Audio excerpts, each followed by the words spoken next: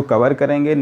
ये सभी एग्ज़ामों के लिए होगा, चाहे वो किसी भी स्टेट का असिस्टेंट इंजीनियरिंग का पेपर हो या जूनियर इंजीनियर का पेपर हो या कोई भी पीसीएस का पेपर हो जिसमें सिविल इंजीनियरिंग आती है, सबके लिए ये है। ऐसा नहीं है सिर्फ जेई के लिए है या एई के लिए है, या ईएस के भी क्वेश्चंस इसमें सॉल्व कराए जाएंगे, सारी चीज़ें, ठीक। तो ये जो है मेन टारगेट फोकस होगा कि ये आपका एक तरह का कह सकते हैं क्रैश कोर्स है, ठीक, या रिवीजन समझ सकते हैं, पर पूरा डिटेल में रिवाइज कराया जाएगा। जहाँ आपको डाउट होगा आप बता दीजिएगा, वहाँ से हम क्या करेंगे, पूरा एक्सप्लेन कर देंगे सारी चीज़ों को, फिर से नेक्स्ट वीडियो में एक्सप्लेन कर दिया जाएगा, ठीक। तो हमारे साथ सिविल के कुछ लोग हैं जो है वो आपके साइड से जो भी इनको डाउट होता है, कुछ चीज़ें पूछेंगे, उसको भी हम एक्सप्लेन कर देंगे, ठीक। तो परेशान होने की कोई ज़रूरत नहीं है। तो आइए देखते हैं स्ट्रेंथ ऑफ मटेरियल आज हम स्टार्ट करने वाले हैं और पढ़ते हैं, ठीक। आपका ज़्यादा समय नहीं लेते हुए शुरू करते हैं। तो जो स्ट्रेंथ ऑफ मटेरियल है, जिसको हमने लिखा हुआ है, सोम लिखा हुआ है, तो इसको पढ़ने के लिए क्यों पढ़ा जाता है, क्या रीज़न है, तो देखते हैं। सबसे पहले सपोज कीजिए कि आप जहाँ कहीं पर होंगे, जैसे हम यहाँ पे हैं, तो हमारे आसपास में कुछ बिल्डिंग हैं, ठीक, कुछ कंस्ट्रक्शंस हुए हैं, जैसे कोई एक फ्लैट है यहाँ पे, तो उस फ्लैट का जो कंस्ट्रक्शंस हुआ है उसमें उन्होंने सबसे पहले क्या किया कि जो हमारा अर्थ सरफेस था, उस अर्थ सरफेस पे उन्होंने एक फाउंडेशन डाली। फाउंडेशन बनाने के बाद उन्होंने क्या किया, एक फ्रेम्ड स्ट्रक्चर बनाया, ठीक। और उस फ्रेम्ड स्ट्रक्चर में क्या है, कुछ वर्टिकल मेंबर हैं, कुछ हॉरिजेंटल मेंबर है। तो ये जो वर्टिकल मेंबर हैं इसको आप कॉलम बोलते हो, जो हॉरिजेंटल मेंबर है उसको आप क्या बोलते हो, बीम बोला जाता है, ठीक। तो जो ये हॉरिजेंटल मेंबर है ये डिज़ाइन किए जाते हैं फ्लेक्सर के लिए, डिज़ाइन किए जाते हैं। फ्लेक्सर का मतलब बेंडिंग के लिए डिज़ाइन किए जाते हैं। और जो आपका वर्टिकल मेंबर है ये आपके कंप्रेसिव लोड के लिए डिज़ाइन किए जाते हैं, ठीक। तो अब हम देखते हैं कि इसी पूरे फ्रेम्ड स्ट्रक्चर से जो हमने बताया, आपका कहीं पे भी कोई शॉपिंग कॉम्प्लेक्स हो या कोई भी रेजिडेंशियल बिल्डिंग हो या कोई भी स्ट्रक्चर हो, तो उसमें इस तरह के आपका इस फ्रेम दिखेगा, ठीक। ये फ्रेम आपका 2 डायमेंशन भी हो सकता है, 3D भी हो सकता है। ये स्ट्रक्चर का पार्ट है। जब आपको स्ट्रक्चर पढ़ाया जाएगा तो वहाँ पे हम बताएंगे कि 3 डायमेंशन क्या होता है फ्रेम, और 2 डायमेंशंस क्या होता है, या ट्रस वगैरह क्या होते हैं, तो वहाँ से आप सारी चीज़ें समझ सकते हैं। पर यहाँ पे देखिए ये जो फ्रेम है, इस फ्रेम पर जो फर्स्ट फ्लोर है, इसके बाद सेकंड फ्लोर है, ऐसे थर्ड फ्लोर होगी, यानी ये मल्टी स्टोरी बिल्डिंग का फ्रेम हमने लिया है। तो सपोज कीजिए कि ऊपर से ये जो फ्रेम आपको दिख रहा है, इस फ्रेम के ऊपर एक स्लैब डला हुआ है, यहाँ से लेके यहाँ तक। ये जो स्लैब है, इस स्लैब का जो लोड होगा, इस स्लैब का जो लोड है यानी डेड लोड जिसको आप बोलते हो, और हो सकता है उस पर कुछ लाइव लोड भी हो, ठीक। तो इस स्लैब का जो लोड होगा, ये जो बीम आप देख रहे हो, इस बीम को यदि हम बाहर लेके आएँ इस तरह से, तो इस एंड पर आप सपोज कीजिए फिक्स है, इस एंड पे भी क्या है, फिक्स सपोर्ट है। आप इसको कॉन्टिन्यूअस बीम भी कह सकते हो, इसको क्या कह सकते हो, कॉन्टिन्यूअस बीम भी कहा जा सकता है, ठीक। तो इस तरह से जो बाहर आपको एक बीम दिख रहा है, इस बीम पर जो लोडिंग आ रही है, लोडिंग कहाँ से आ रही है, स्लैब से आ रहा है, यानी डेड लोड जो आ रहा है उसी को आप यूनिफॉर्मली डिस्ट्रीब्यूटेड लोड मानते हो। कौन सा लोड माना जाता है, यूनिफॉर्मली डिस्ट्रीब्यूटेड लोड माना जाता है, ठीक। यानी ये जो लोड है वो कैसा लोड है, यूनिफॉर्मली डिस्ट्रीब्यूटेड लोड है। कैसे कैलकुलेट किया जाता है यूडीएल, ये सारी चीज़ें आगे आपको बताई जाएंगी। वेरिंग लोड क्या होता है, यूनिफॉर्मली डिस्ट्रीब्यूटेड लोड क्या होता है, पॉइंट लोड क्या होता है, ठीक। डिफरेंट टाइप्स के लोड होते हैं। लेकिन इतना तो आपको समझ में आ गया कि जो हमारा स्लैब था उससे जो लोड आ रहा है बीम पर, उसको हमने यहाँ पे यूनिफॉर्मली डिस्ट्रीब्यूटेड लोड के फॉर्म में शो कर दिया, ठीक। ऐसे यहाँ पर देखिए कि एक बीम आपको इधर दिख रहा है, ये भी एक बीम है। इस बीम को यदि हम यहाँ पे शो करें, इसको भी सपोज कीजिए कि इस साइड में फिक्स है, इस साइड में भी क्या है, फिक्स सपोर्ट है। अब ये जो स्लैब है, इस स्लैब का जो डेड लोड है या इस पे जो लाइव लोड एक्ट करेगा, ये लोड को ट्रांसफ़र कर रहा है, इस कॉलम से ट्रांसफ़र कर रहा है, और ये जो कॉलम है, ये कॉलम को आप समझ सकते हैं कि इसका जो लोड आ रहा है इस पे क्या एक्ट करेगा, एज ए पॉइंट लोड की तरह बिहेव करेगा। यानी आप समझ सकते हो कि यहाँ पर, यानी इस पॉइंट बी पर, इसको अगर हम सी डी कह दें, तो इस पॉइंट बी पर एक पॉइंट लोड पी लगेगा। ठीक, तो इतना बात समझ में आ गया कि आपको पॉइंट लोड क्या है, यूनिफॉर्मली डिस्ट्रीब्यूटेड लोड क्या है, यहाँ से आपको समझ में आ गया होगा। ठीक है, कोई दिक्कत किसी को? अब देखिए आगे कि अगर ये जो है पॉइंट लोड आपने यहाँ पे लगाया, तो इस तरह से आपको कुछ डिफ्लेक्शन दिखेगा, यानी यहाँ पर डेल्टा आपको दिखेगा। जनरली डिफ्लेक्शन को डेल्टा से रिप्रेजेंट करते हैं हम। यहाँ पे भी सपोज कीजिए कि अलग अलग डिफ्लेक्शन हो सकता है इस तरह से। यहाँ पर इसको आप सपोज कीजिए डेल्टा 1 है, यहाँ पे क्या है, डेल्टा 2 है। ठीक, तो हो क्या रहा है कि इस बीम में या इस बीम में लोड के कारण ये डिफ्लेक्ट कर रहा है। लोड के कारण क्या हो रहा है, डिफ्लेक्शन हो रहा है। अब ये जब डिफ्लेक्शन की मैक्सिमम लिमिट आ जाएगी, तो उसके बाद आपका बीम क्या कर जाएगा, फेल कर जाएगा। यानी एक्सेसिव डिफ्लेक्शन के बाद ये जो बीम है ये क्या कर जाएगा, फेल कर जाएगा, यानी इसमें फ्रैक्चर हो जाएगा। ठीक है, तो अब ये देखना है कि ये जो बीम है, इस बीम में क्या क्या आपने प्रोवाइड कराया है। क्यों, सपोज कीजिए बीम आपका ऐसे है, इसको थोड़ा सा लार्ज करके हम दिखा रहे हैं।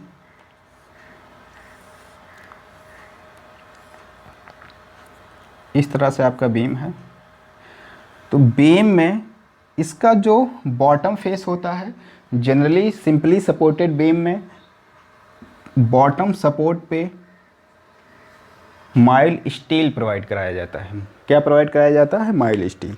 अब आप जब लोड लगा रहे थे, इस लोड के कारण होगा क्या, ये जो डिफ्लेक्शन है, इस डिफ्लेक्शन को ये पूरा बीम क्या करेगा, रेजिस्ट करेगा। इसकी जितनी स्ट्रेंथ होगी उसके अकॉर्डिंग क्या करेगा, इसको क्या करेगा, रेजिस्ट करेगा। हमने यहाँ पे माइल्ड स्टील डाल रखा है, तो माइल्ड स्टील की भी एक स्ट्रेंथ होती है।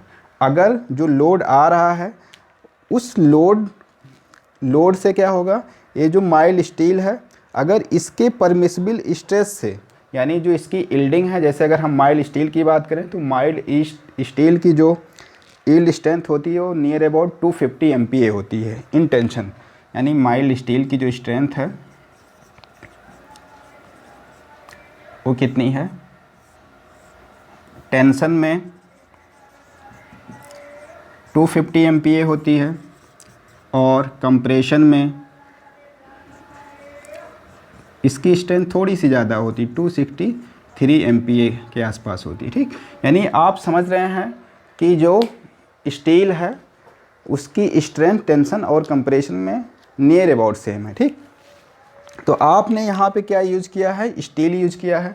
तो इस तरह से आपको अगर स्ट्रेंथ ऑफ मटेरियल पढ़नी है, तो जो मटेरियल इसमें यूज होता है यानी माइल्ड स्टील, उसकी प्रॉपर्टीज़ आपको पता होनी चाहिए। तो इसकी जो डिफरेंट प्रॉपर्टीज़ हैं, जैसे इसकी डक्टिलिटी क्या होती है, इसकी इलास्टिसिटी क्या होती है, मॉडुलस ऑफ टफनेस क्या होता है, रेजिलेंस क्या होता है, मॉडुलस ऑफ रेजिलेंस क्या होता है, ठीक, फटीग क्या होता है, एंडोरेंस लिमिट क्या होती है, इसका स्ट्रेस स्ट्रेन ग्राफ क्या होता है, ये सारी चीज़ आपको पता होनी चाहिए। ठीक, तब तो आप अच्छे से कैलकुलेट कर सकते हो कि जो भी आपकी स्टील है उसकी स्ट्रेंथ वगैरह कितनी है, क्या है, सारी चीज़ें। ठीक, तो इतनी तो बात तो आपको समझ में आ गई कि इस फ्रेम्ड स्ट्रक्चर से जो मटेरियल निकल के आया है माइल्ड स्टील, उसकी प्रॉपर्टीज़ आपको पता होनी चाहिए। ठीक, इसके बाद जो नेक्स्ट चैप्टर आएगा वो क्या आएगा, जैसे यहाँ पे आप देख रहे हो कि ये जो बीम है, यहाँ पे जो हमने आपको शो किया है, जब ये लोड ऊपर से आ रहा था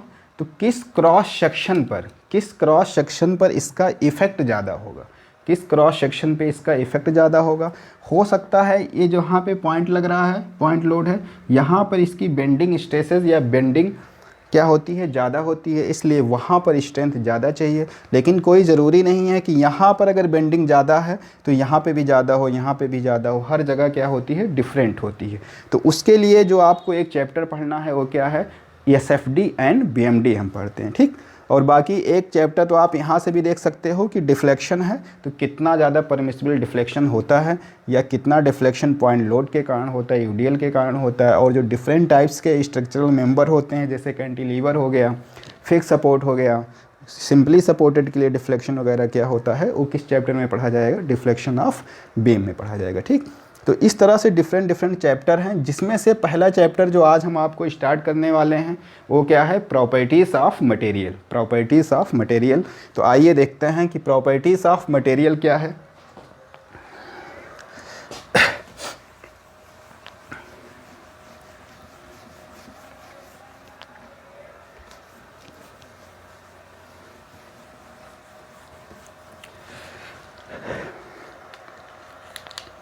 तो पहला जो चैप्टर है हमारा वो है प्रॉपर्टीज़ ऑफ मटेरियल। ठीक, और दूसरा जो चैप्टर होगा वो होगा stress strain and Hooke's law. ठीक, तो इसमें हम देखते हैं प्रॉपर्टीज़ ऑफ जो मटेरियल है। तो जो मटेरियल यूज आप करते हो वो जनरली कौन सा मटेरियल यूज़ किया जाता है, माइल्ड स्टील। माइल्ड स्टील हो गया। अब ये जो माइल्ड स्टील है क्यों यूज किया जाता है, जैसे आपने बीम देखा, हमने बताया कि बीम में आप माइल्ड स्टील यूज़ करते हो और इसमें एल्युमिनियम वगैरह यूज़ नहीं किया जाता, सिर्फ आप माइल्ड स्टील यूज़ करते हो। क्यों करते हैं बताइए। माइल्ड स्टील यूज़ करने के कई रीज़न हैं, इसके 4-5 रीजन्स होते हैं। जो सबसे मोस्ट इम्पॉर्टेंट है वो क्या है, इसकी डक्टिलिटी।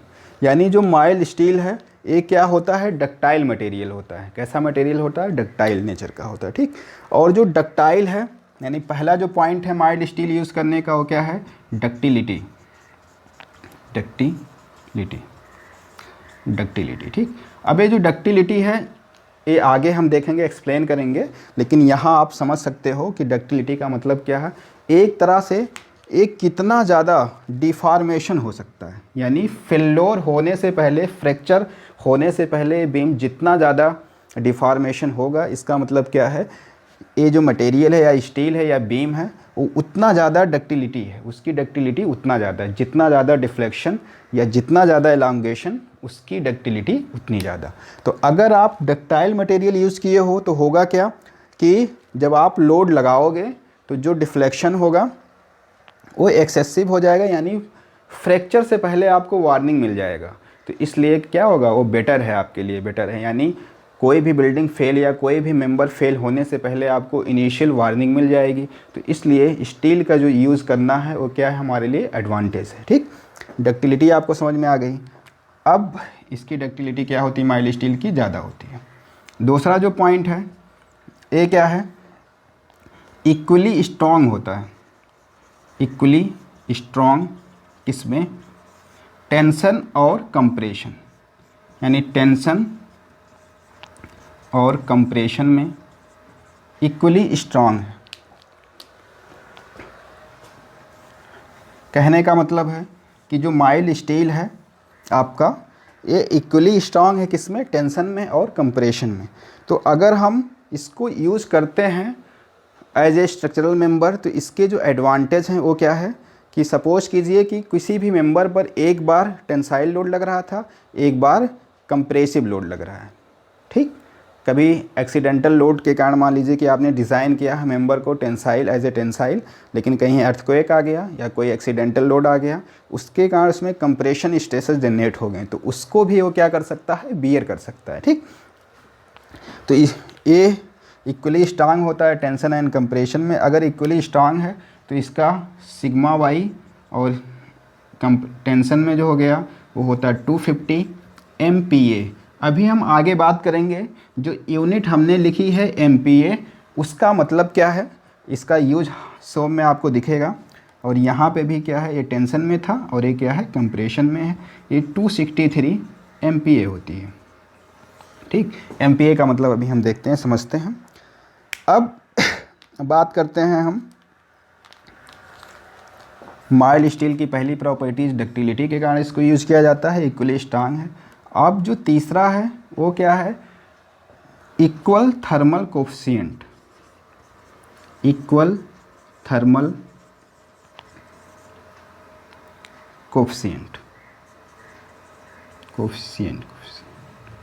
यानी इसकी जो अल्फ़ा है और कंक्रीट की जो अल्फ़ा है, यानी इक्वल थर्मल कोफिशिएंट किसका, स्टील का और कंक्रीट का, दोनों की बात कर रहे हैं। दोनों क्या है, सेम होते हैं, यानी alpha of steel equal to alpha of concrete और एक किस आर्डर का होता है जो अल्फ़ा है, 12 इंटू 10⁻⁻6 पर सेल्सियस होता है। ठीक, तो एक मिनट,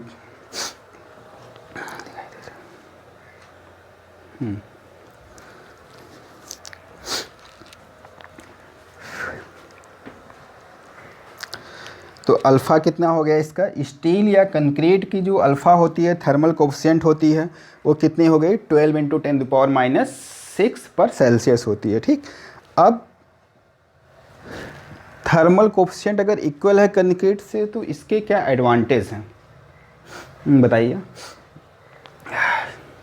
वेरी गुड, यानी कहने का मतलब है अगर ये जो बीम हमने यूज़ किया हुआ है, जो आपने यहाँ पे बीम देखा था जिसमें स्टील हमने दिखाई थी, कि जो स्टील हमने यूज़ किया है उसका थर्मल कोफिशिएंट अगर सपोज कीजिए ज़्यादा होता कंक्रीट से, तो क्या होगा, अगर थर्मल कोफिशिएंट कंक्रीट के रिस्पेक्ट में स्टील का ज़्यादा हो गया तो उसमें एलोंगेशन या एक्सटेंशन ज़्यादा हो जाएगा और कंक्रीट में कम होगा। तो उससे क्या होगा कि उसके बीच, यानी माइल्ड स्टील और कंक्रीट जो एक में एम्बेडेड हैं, उनमें जब एलोंगेशन स्टील में ज़्यादा हो गया और कंक्रीट में कम हो गया तो ब्रेकेज ऑफ बॉन्ड हो जाएगा, यानी उसके बीच में जो बॉन्ड है वो क्या हो जाएगा, ब्रेक कर जाएगा। इस तरह से कहाँ पे क्या होगा, फ्लोर हो जाएगा। ठीक, तो अगर दोनों के थर्मल कोफिशिएंट इक्वल हैं तो हमारा क्या है, एडवांटेज है कि जो बॉन्ड है दोनों के बीच में वो बना रहेगा, कोई दिक्कत नहीं होगा। ठीक, अब तीसरा जो पॉइंट है, यानी डक्टिलिटी भी आपको समझ में आ गई, इक्वली स्ट्रांग है वो भी समझ में आ गया,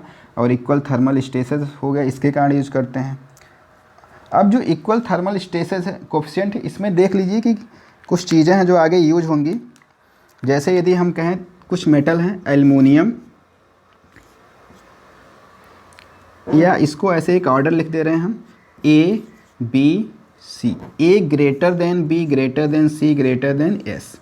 ठीक, A greater than B greater than C greater than S, यानी यहाँ पे जो स्टील है, यस फॉर स्टील, तो स्टील की जो थर्मल कोफिशिएंट होती है ये सबसे कम होती है। ये अल्फ़ा है, अल्फ़ा का आर्डर है, किस आर्डर में, डिक्रीजिंग आर्डर में। एल्युमिनियम का अल्फ़ा सबसे ज़्यादा, एल्युमिनियम का जो अल्फ़ा होता है वो सबसे ज़्यादा नियर अबाउट 23 इंटू 10⁻⁻6 पर सेल्सियस के आसपास होता है, और स्टील की अल्फ़ा सबसे कम, आपने यहाँ पे देखा किस आर्डर का होता है, 12 इंटू 10⁻⁻6 पर सेल्सियस के आर्डर का होता है। ठीक, तो एल्युमिनियम का भी अल्फ़ा पता चल गया आपको, स्टील का भी।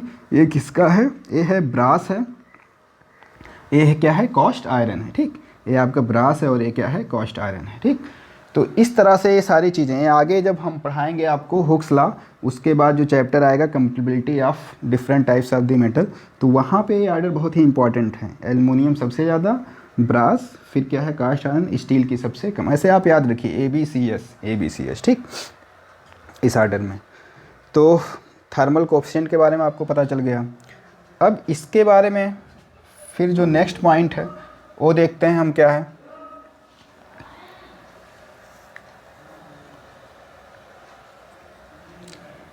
यानी जो नेक्स्ट प्रॉपर्टी है स्टील की, वो किस लिए यूज किया जा सकता है और क्या हो सकता है। इसकी जो मॉडुलस ऑफ इलास्टिसिटी है, मॉडुलस ऑफ इलास्टिसिटी है, जिसको आप ई से रिप्रेजेंट करते हो, वो क्या होती है, टेंशन और कंप्रेशन में दोनों में इक्वल होती है। यानी E in tension, E into compression, दोनों क्या होती है, इक्वल होती है। और एक चीज़ है कि modulus of elasticity of all types of the steel, यानी जितने टाइप्स के स्टील होते हैं, चाहे माइल्ड स्टील की बात कर लीजिए, चाहे HYST की बात कर लीजिए, या TMT की बात कर लीजिए, या टॉर स्टील की बात कर लीजिए, तो सारे स्टील के जो मॉडुलस ऑफ इलास्टिसिटी है वो क्या होती है, नियर अबाउट या अप्रॉक्सीमेट क्या होती है, वो सेम होती है। ठीक, तो माइल्ड स्टील को आप यूज़ करते हो क्योंकि उसकी इलास्टिसिटी भी क्या होती है, टेंशन और कंप्रेशन में भी क्या होती है, सेम होती है। ठीक, और एक चीज़ है इसमें, वो क्या है, यानी पहला पॉइंट हो गया, दूसरा हो गया, तीसरा हो गया और ये फोर्थ हो गया। 5 जो होती है, जो यूज किया जाता है, ये क्या होता है, इकोनॉमिकल होता है, इकोनॉमिकल हो सकता है। ठीक, और 6 जो पॉइंट है वो किस लिए यूज किया जाता है, इकोनॉमिकल तो होता ही होता है, साथ साथ में इसको आसानी से आप वेल्ड कर सकते हो। ठीक, आसानी से इसको वेल्ड किया जा सकता है, यानी कनेक्शन जो है बहुत इजी होता है, कनेक्शन इसका जो है शन बहुत इजी होता है, कनेक्शन इसका बहुत ही इजी है। ठीक, इतनी बात आपको समझ में आ गई होगी।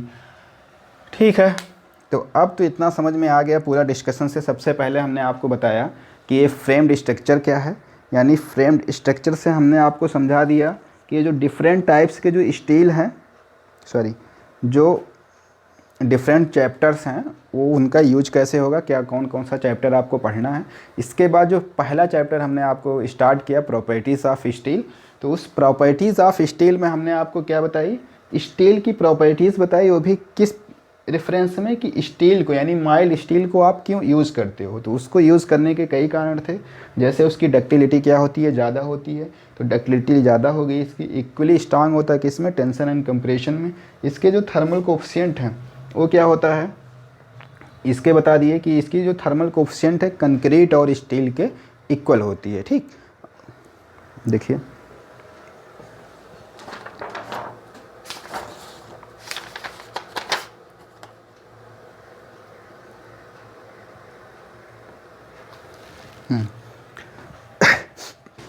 ठीक, तो आप लोगों को समझ में आ रहा है ना, कोई दिक्कत हो तो पूछ लीजिए, नहीं तो नेक्स्ट बताने चलते हैं फिर हम।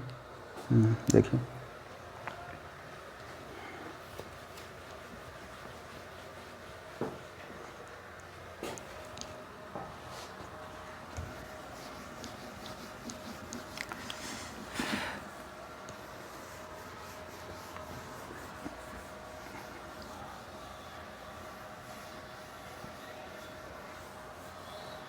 क्या कह रहे हैं, अच्छा ठीक, तो देखिए जो स्टील है आपकी, ये पूछ रहे हैं कि स्टील में कार्बन की परसेंटेज क्या होती है। हाँ, जनरल नॉलेज के लिए सही है, कभी कभी एग्ज़ाम में पूछा जाता है एज ए जीके कि स्टील में कार्बन की जो परसेंटेज होती है, यानी परसेंटेज ऑफ कार्बन जो होती है, वो अप्रॉक्सीमेट कितने परसेंटेज होती है, 0.05% से लेके 0.15% होती है। किसमें, माइल्ड स्टील में। माइल्ड स्टील में जो परसेंटेज है इतना होती है, अप्रॉक्सीमेट इतना परसेंटेज होती है। ठीक, और अगर हम बात करें माइल्ड स्टील के बाद जो रॉट आयरन है, ये सबसे प्योरेस्ट फॉर्म होता है रॉट आयरन। इसमें कार्बन की परसेंटेज, यानी इसमें जो कार्बन होता है वो सबसे कम होता है, उसमें लगभग लेस देन 0.05% से भी राष्ट्र में कार्बन क्या होता है, कम होता है। ठीक, तो 2 टर्म आप याद करिए, इससे अगर परसेंटेज वाला क्वेश्चन आता है तो आप हैंडल कर ले जाओगे। जैसे अगर कभी कभी पूछता है कास्ट आयरन में कार्बन की परसेंटेज क्या होती है, कास्ट आयरन में, तो कास्ट जो आयरन है उसमें जो कार्बन की परसेंटेज होती है 2% से लेके 4% के आसपास होती है। ठीक, अब ये जो माइल्ड स्टील है, इस माइल्ड स्टील में भी कई ग्रेड्स होते हैं, जैसे मीडियम माइल्ड स्टील होता है, हाई कार्बन माइल्ड स्टील होता है। ठीक, तो उसकी भी परसेंटेज अलग अलग होती हैं। तो इतना तो आपको समझ में आ गया कि स्टील में जो कार्बन की जो परसेंटेज है वो कितना होती है, 0.05 से लेके 0.15% होती है। ठीक, यानी 0.2% से भी कम होती है माइल्ड स्टील में। और रॉट आयरन में क्या होता है, सबसे कम परसेंटेज होता है किसका, कार्बन का। ठीक, कार्बन की परसेंटेज बढ़ाने से क्या होता है, क्या नहीं होता है, आगे हम देखेंगे जब आपको स्टेशन स्टैंड डायग्राम बताएंगे माइल्ड स्टील का, तो उसमें आप देख सकते हो कि कैसे क्या चीज़ें इंक्रीज या डिक्रीज हो रही है। ठीक, चलिए आगे देखते हैं, फिर बढ़ा जाए।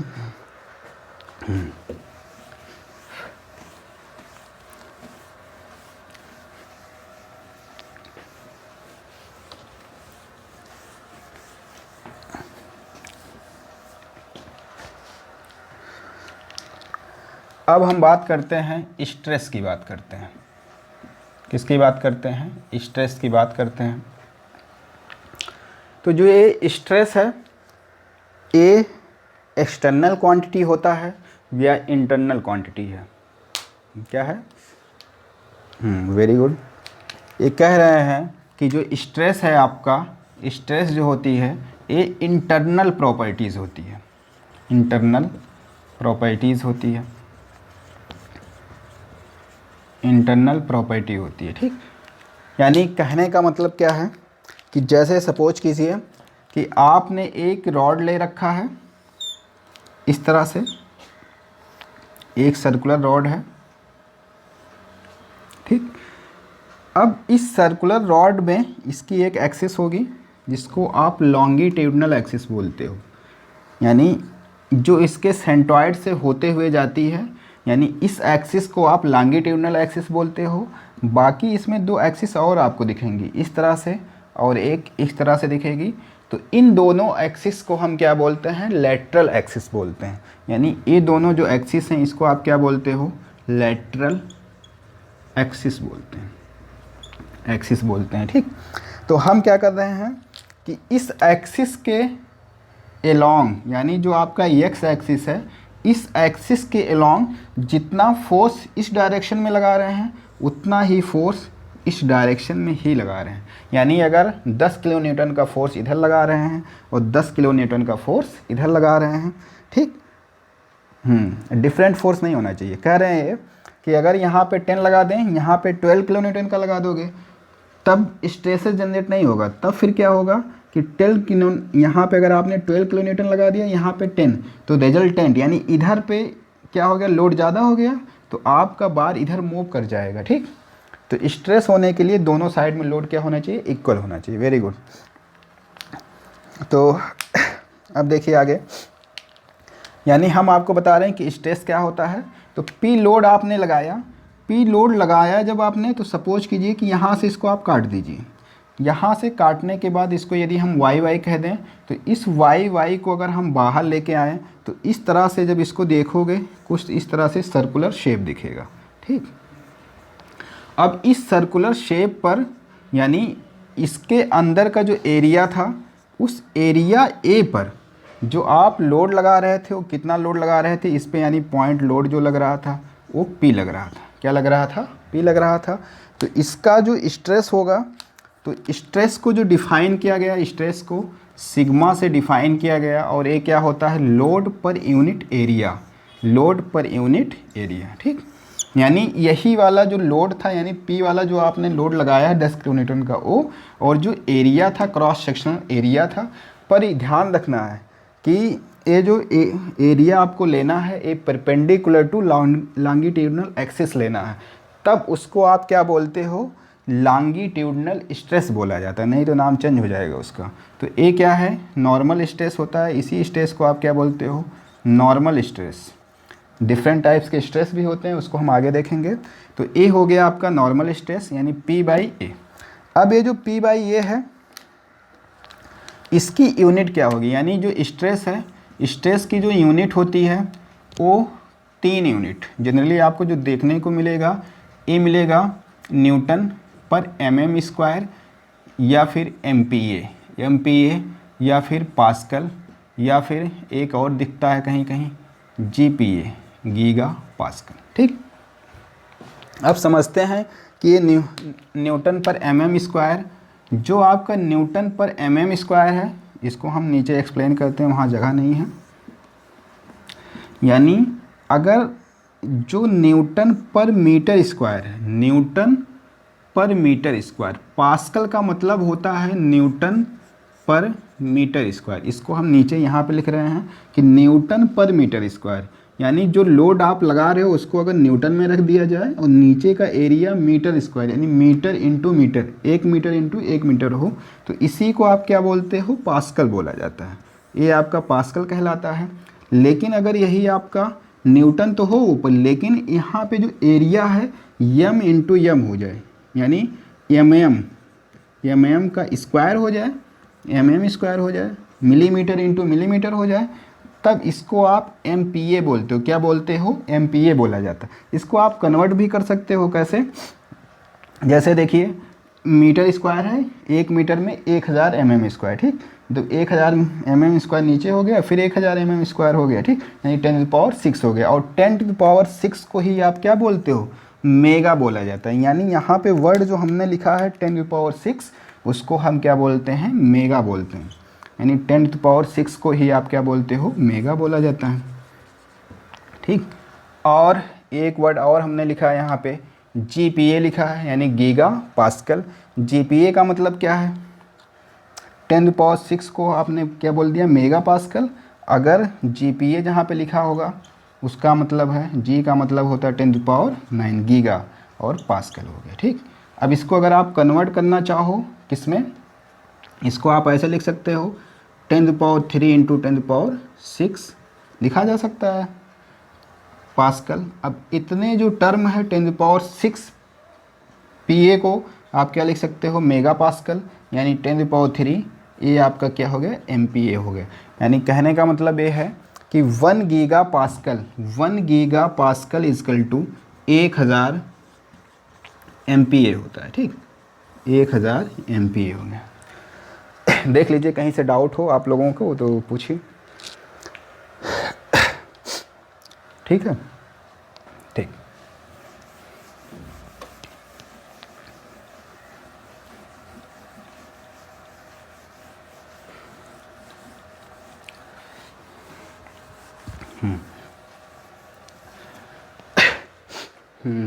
क्या कह रहे हैं?